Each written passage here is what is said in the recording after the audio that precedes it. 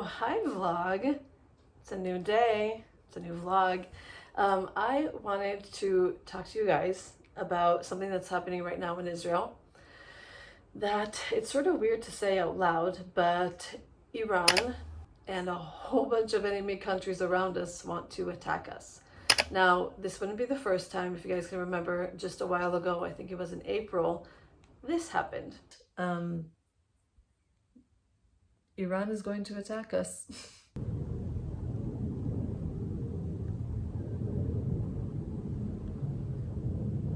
בומים? זה בסדר?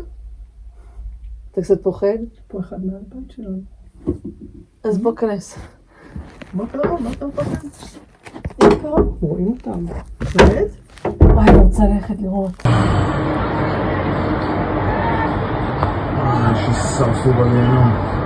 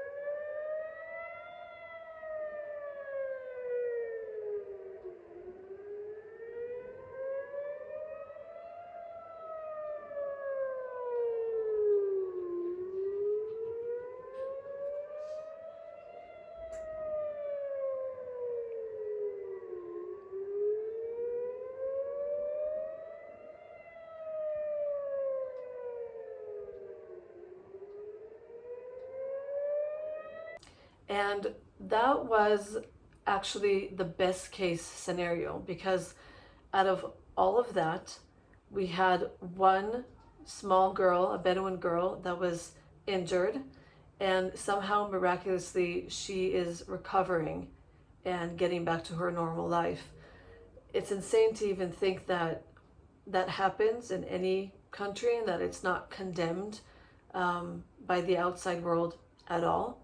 But that is the situation right now. So what's happening now is that after the assassination of Ismail Haniyeh, which is still under debate of whether it was from a rocket launcher that was launched into the building, or whether it was an inside job, or it was bombs that went off in his room, it's still sort of under debate who was responsible.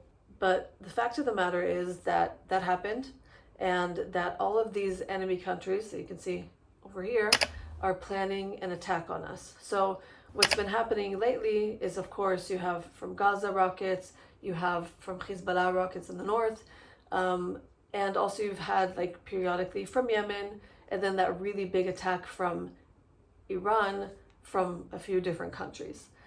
What's happening now is that they plan an attack like that again.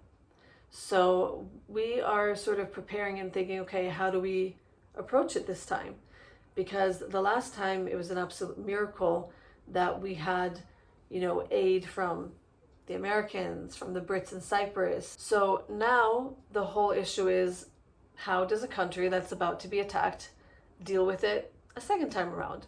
So I'm going to give you guys the feel of how it is right now in Israel and what it's like. So generally speaking, I think people are, I wouldn't say fearful as in like everyone's losing their mind, because it's not something that we haven't ever gone through. We've had rockets from different places. That one time in Iran was, a very difficult situation, but somehow we came out of it miraculously victorious. But there is no guarantee that that's going to happen this time around. So I think in general, people are sort of preparing their environments. So what you do in Israel is that when you have attacks like this, the first place that you run to is a bomb shelter or a protective room. So new builds all have a law basically that you have to have what's called a mamad, and I'll explain here what the acronym for that is. And it's basically a protective room within your house. So it can double as a second bedroom, an office, a guest room, whatever. And so a lot of times people actually, in times of war, they will just sleep inside that room, all of them together, instead of running back and forth from the bomb shelter. In our house, our bomb shelter is in the bottom floor. And according to where you live and where the rocket is being launched from, you have a specific amount of time to get from your location to the bomb shelter. That is why in a lot of different places, like when you're outside, there is maybe a lack of protective, structures. So Pikuda Oref, which is the Home Front Command, gives you guidelines of what to do in all these different situations. So let's just say you have 15 seconds to run to get to a bomb shelter and you're nowhere near a bomb shelter. If you're on the highway, they always recommend that you exit your vehicle and go outside and remove yourself from it as far as you can. So like in a ditch, behind a barrier or something. If you're in a car and you somehow can't make it during that time, they tell you to put your head down so that the glass doesn't shatter on you. As well as like if you're outside and there's absolutely nothing around, find the closest structure that you can, an inner room, so like stairwells or something. And if there's absolutely nothing, they say lay down and cover your head and your vital organs. So again, I said according to wherever you are in the country, you have a specific amount of time. So let's just say where I'm from, near Jerusalem, from Gaza, I have a minute and a half to get to a bomb shelter. Around Gaza, you have maybe 15 seconds. So it really does differ according to your location. What people are doing now is that for their bomb shelters to be prepared, they are gathering emergency aid. So what do I mean when I say emergency aid? That means a first aid kit. That means non-perishable foods, so things that are canned, a lot of water, flashlights. If the electricity goes out, you have things that you can charge your phone that doesn't have to do with electricity.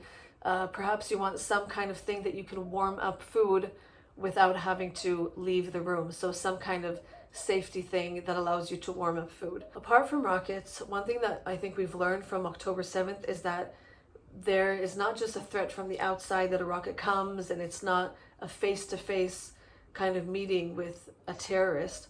But now that we know that all of that is a possibility, people are creating locks for their mamad. Some of them are like a normal door with a handle, and for that they have a specific type of lock. Some places don't have a bomb shelter in their house, but they have a community bomb shelter. So that means that, for a whole building, you have one at the bottom of the staircase. For older neighborhoods, you have one that's at the end of the street. In Nachlot, where I lived, I would have to literally go a street and a half and run to get to my protective shelter. So it's not super ideal. This time around, we don't know when they're doing it. We have no idea.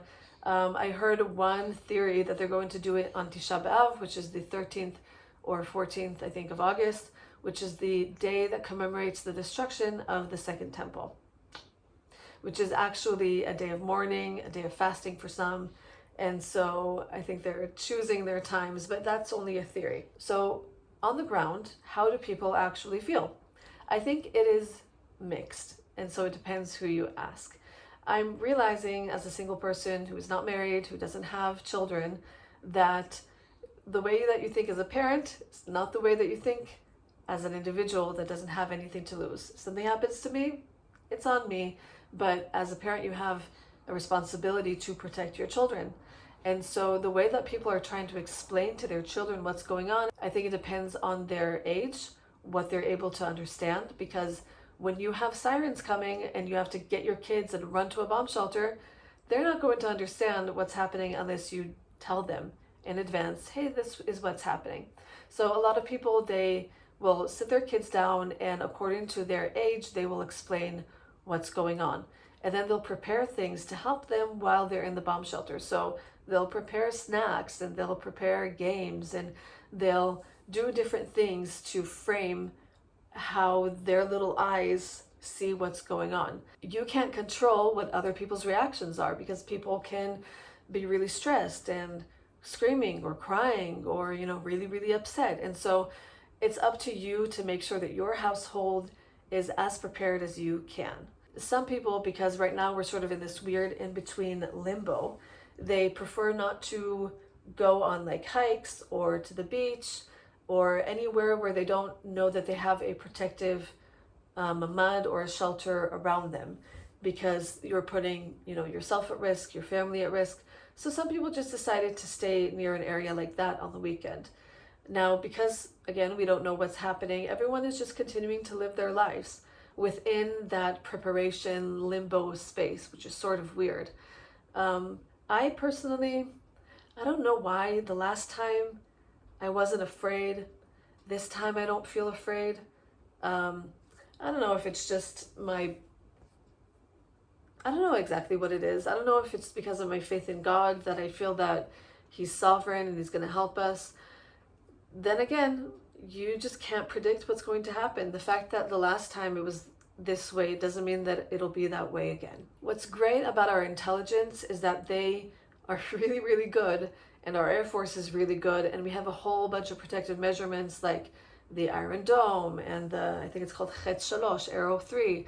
We have allies that will help us. And so once things happen, I think that people will be notified very quickly. You also have the Homefront Command app, which basically shows you in live time what is going on. So if you have rockets somewhere, it will suddenly show you. If you have a terrorist infiltration, it will show you. And it also gives you instructions. So it'll say something like, go into your houses, lock your doors, put down your blinds, shut your lights, and basically be quiet.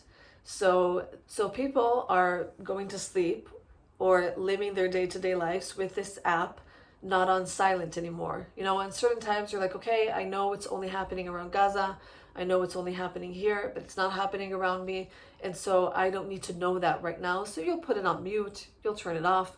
But now that we know that it can happen at any time, technically anywhere, you make sure that you are aware. Some people also don't sleep with white noise during that time. They will sleep with their windows open so that they can hear the siren if it happens. Some people also, they will sleep like not exactly in their pajamas, or like if you would sleep with your bra off, now you suddenly sleep with your bra on because you know that you'll have to run down and you don't want the neighbors to see you in a certain type of way. Or you really do have to consider these small little things with your preferences. So like, whenever a siren catches you, if you've been in the shower, you don't have time to finish your shower. You will literally just rinse off whatever you can, if you even can, wrap yourself in a towel, put on some flip-flops to make sure that you're not sliding, down the stairs when you get to somewhere, and you just run like that in your towel. So suddenly you're with a bunch of, neighbors or strangers in a place huddled with a towel, and, the embarrassment of that is worth, your life, basically. I would rather be embarrassed than dead. So that's how people are sort of approaching it right now. Some people are nervous, some people are afraid, some people are less. But I think that we're a very resilient nation, and so you can only do as much as you can do to be prepared. And for the rest of it, you just have to trust that you're going to be okay. Or if you're a person of faith, you have to trust that God will protect you and that you're going to be okay. So I would say that on the ground, the reactions are mixed. Another thing that is sort of difficult to think of is that because you're in the heat of the moment, you have to run to a bomb shelter. If you have pets or things that you can't exactly get, like you have cats that get afraid easily, then you can't catch them to bring them into the shelter, or they're half inside cats, half outside cats. It would be hard for you to, be sitting in the bomb shelter knowing that something could happen and your pet is outside, unsafe, maybe afraid. Another thing is that the time that you spend in the mamad is the time that it takes for shrapnel to reach the ground. So if right now there is a rocket and our Iron Dome hits it in the air and it explodes, a lot of people are like, okay, that's it, it's done with. But there's a reason why they say to stay inside a protective shelter for 10 minutes. Why for 10 minutes? Because that is the amount of time it takes for all of those shrapnels to explode. Because when they explode, they don't explode and just drop on the spot. They explode for literally kilometers away. So for example, in our city, when the war happened, my little sister was running from our house to my grandmother's house to open the bomb shelter for the tenants. And what happened was, even though there wasn't a siren, she suddenly hears around her like almost like rain, and it was basically shrapnel. And she said that she, like, after it happened, she picked one of the pieces up, and it was like, you know, a piece like that or something that's falling from a very high height with great speed, and it's sharp, jagged metal. She said she held it and it was still hot. If something like that hits you, that's it, you could die. And so they say and recommend don't leave for 10 minutes after the siren ends. And it's super, super important, and we should all adhere to it. My sister went into our bomb shelter now because, you know, since April, we put things in there and it's gotten messy. And she's like, well, if something happens, I want to be able to sit here comfortably for a few hours. And so she moved things and made sure that we had a little seating area, and my mom went and bought non-perishables and water. So you're really thinking about how to get through it if something happens. So if you guys have any questions about what's going on, I hope that I can answer all your questions. I'm not knowledgeable about everything, but whatever I can, I will answer. But ask me your questions. I know that it's very different being in a place where, you know, you have war and suddenly you have all these different rules or different things that you have to do to survive, and perhaps that's not your experience. So if you want to know anything else about the situation right now, what we do to keep ourselves safe, just send me all of your questions and I'll answer them down below in the comments. And I don't know if my next vlog will be me running to a bomb shelter from the Iran attack, but we will see. So, like, for example, right now a car went by, but he had like a bass that was very strong, like a boom, and that literally like caused me to be like, wait a second, what is that? So there's certain sounds that you hear that if you don't know better, you're like, that seems like an attack to me or something. So I think we're all sort of like on high alert right now, but nothing we haven't gone through before. Anyways, comment down below if you're new here and perhaps you hate Jews or Israelis. I want you to know that I don't hate you. I love you. Let's start a conversation so that we can have peace. And if you're not new here, I love you so much. Welcome back. And I will see you guys in a vlog very soon. Hopefully a good one.